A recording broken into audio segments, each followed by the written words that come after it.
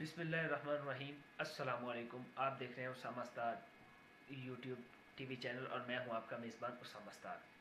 दोस्तों, आज मैं पाकिस्तान की मौजूदा सियासी सूरत हाल पर बात करूंगा और आपको बताऊंगा कि क्या आजकल चल रहा है।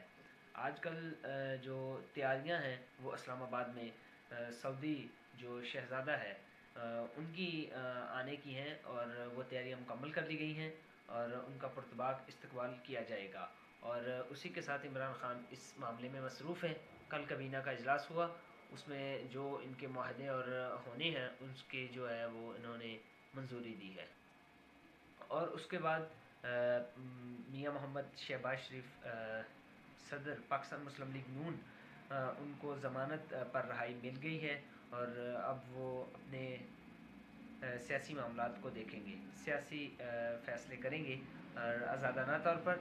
और एहतसाब का अमल जारी व सारी है। और जो जरदारी साहिब हैं उनको काफ़ी प्रॉब्लम्स हैं और मलक रियाज साहब को भी काफ़ी प्रॉब्लम्स हैं। तो देखते हैं आगे क्या होता है। बाकी पाकिस्तान में बहुत बड़ी इन्वेस्टमेंट आने लगी है। सऊदी शहज़ादा जो लेकर आ रहे हैं उनके साथ एक बहुत बड़ा वफद है जो जिनकी नुमाइंदगी वो खुद करेंगे, मोहम्मद बिन सलमान। और वो पाकिस्तान में ऑयल रिफाइनरी और बहुत से पावर प्रोजेक्ट्स का मुआहिदा करेंगे। और पाकिस्तान में जो दियामर और बायशा डैम है इसमें भी वो अपना हिस्सा डालेंगे।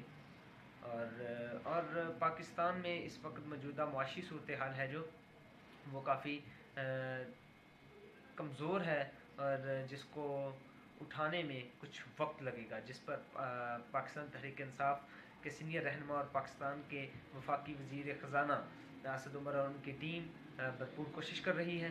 और उम्मीद है कि वो अगले 6 माह में अपना जो किया काम है उस पर फ़ायदा उठा सकेंगे और पाकिस्तानी कौम को रिलीफ मिल सकेगा। तो दुआ कीजिए कि अल्लाह ताला पाकिस्तान को हमेशा पुरअमन सलामत और रखे। और आप हमें अपनी दुआ में याद रखिएगा। आपका अल्लाह निगहबान। अस्सलाम वालेकुम।